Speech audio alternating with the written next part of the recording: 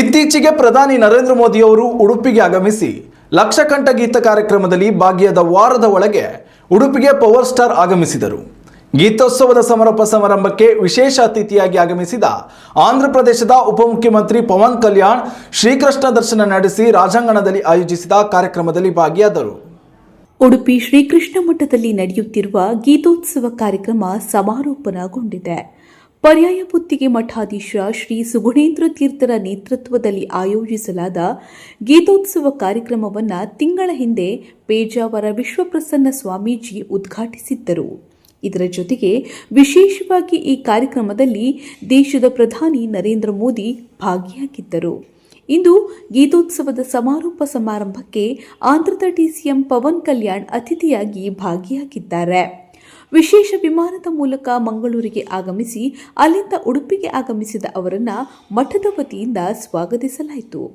ಪ್ರವಾಸಿ ಮಂದಿರದಲ್ಲಿ ಊಟ ಮುಗಿಸಿ ಅವರು ಕೃಷ್ಣ ಮಠಕ್ಕೆ ತೆರಳಿ ದೇವರ ದರ್ಶನ ಮಾಡಿ ಸ್ವಾಮೀಜಿಗಳ ಜೊತೆ ಭೇಟಿ ಮಾಡಿ ಮಾತುಕತೆ ನಡೆಸಿದರು.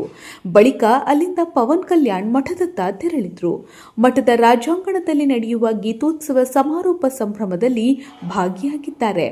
ಮಠದ ಭೇಟಿಗೂ ಮೊದಲು ಪವನ್ ಕಲ್ಯಾಣ್ ಅವರು ಮಾಧ್ಯಮದೊಂದಿಗೆ ಮಾತನಾಡಿದರು. ಎಲ್ಲರಿಗೂ ನಮಸ್ಕಾರ. This is a powerhouse of it's a divine powerhouse. Udupi's divine powerhouse. That's how we look at it, and it's a great opportunity for me. It's a divine call to be in Udupi, and Guruji has personally invited me.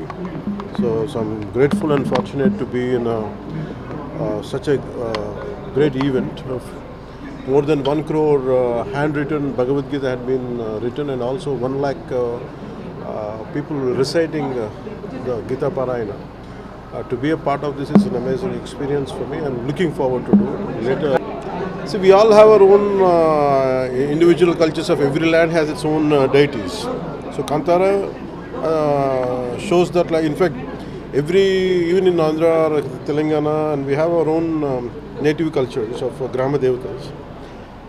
I think Kantara has reflected, we call it as Thulnadu, right? This part is called Thulnadu. And we truly enjoy it. Udupi ತಲುಪಿದ ಪವನ್ ಕಲ್ಯಾಣ್ ಅವರನ್ನ ಮಠದ ಪ್ರತಿನಿಧಿಗಳು ಸಾಂಪ್ರದಾಯಿಕ ರೀತಿಯಲ್ಲಿ ಸ್ವಾಗತಿಸಿದರು. ಬಳಿಕ ಅವರು ರಾಜಾಂಗಣದ ಮೂಲಕ ಮಠ ಪ್ರವೇಶಿಸಿ ಶ್ರೀಕೃಷ್ಣನ ಮುಂದೆ ವಿಶೇಷ ಪೂಜೆ ಸಲ್ಲಿಸಿದರು. ತೇಜಸ್ವಿಯಾದ ಮಠದ ಸಂಸ್ಕೃತಿ, ಪರಂಪರೆ ಹಾಗೂ ಸೇವಾ ಚಟುವಟಿಕೆಗಳ ಕುರಿತು ಸ್ವಾಮೀಜಿಗಳಿಂದ ಮಾಹಿತಿ ಪಡೆದರು.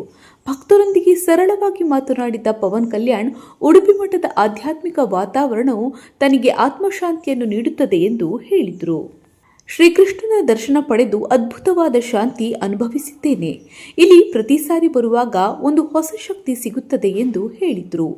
ಇದೇ ಸಂದರ್ಭ ಮಠದ ವತಿಯಿಂದ ಪವನ್ ಕಲ್ಯಾಣ್ ಅವರಿಗೆ ಅಭಿನವ ಶ್ರೀ ಕೃಷ್ಣದೇವರಾಯ ಬಿರುದು ನೀಡಿ ಗೌರವಿಸಲಾಯಿತು. ಭೇಟಿಯ ವೇಳೆ ಮಠದ ನಿತ್ಯ ಸೇವೆಗಳು, ಅನ್ನ ಸಂತೃಪ್ತಿ, ಶಿಕ್ಷಣ, ಸಾಮಾಜಿಕ ಉದ್ದೇಶಗಳ ಕಾರ್ಯಕ್ರಮಗಳ ಬಗ್ಗೆ ಸಹ ಉಪಮುಖ್ಯಮಂತ್ರಿಗೆ ಮಾಹಿತಿಯನ್ನ ನೀಡಲಾಯಿತು. ಪವನ್ ಕಲ್ಯಾಣ್ ಅವರ ಧಾರ್ಮಿಕ ಭೇಟಿಯ ಹಿನ್ನೆಲೆಯಲ್ಲಿ ಮಠ ಹಾಗೂ ಸುತ್ತಮುತ್ತಲಿನ ಪ್ರದೇಶಗಳಲ್ಲಿ ಭದ್ರತಾ ನಿಟ್ಟಿನಲ್ಲಿ ಪೊಲೀಸ್ ಅಧಿಕಾರಿಗಳು ಹೆಚ್ಚಿನ ಬಂದೋಬಸ್ತ್ ಮಾಡಿದ್ರು.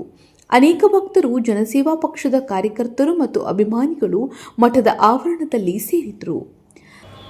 I offer my Sastanga Namaskaram to the lotus feet of Sri Krishna, the presiding deity of this holy land.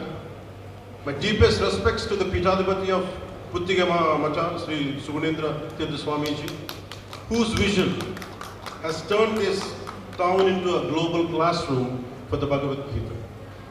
My reverence to all the learned Swamijis of Ashtamathas, the scholars, and the thousands of devotees who have turned Udupi into Vaikuntha today.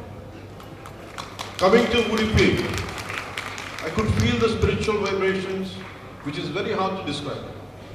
This is not just a temple town. This is a spiritual powerhouse of Bharat. Narendra Modi ಭೇಟಿ ಬಳಿಕ ಸಾಕಷ್ಟು ಭಕ್ತರು ಉಡುಪಿ ಶ್ರೀಕೃಷ್ಣ ಮಠಕ್ಕೆ ಭೇಟಿ ನೀಡ್ತಾ ಇದ್ರು. ಇದೀಗ power star Pavan Kalyan ಭೇಟಿ ಭಕ್ತರಲ್ಲಿ ಹೊಸ ಸಂಚಲನ ಮೂಡಿಸಿದೆ. ಅಶ್ವಥ್ ಆಚಾರ್ಯ, ನ್ಯೂಸ್ ನೆಕ್ಸ್ಟ್, ಉಡುಪಿ.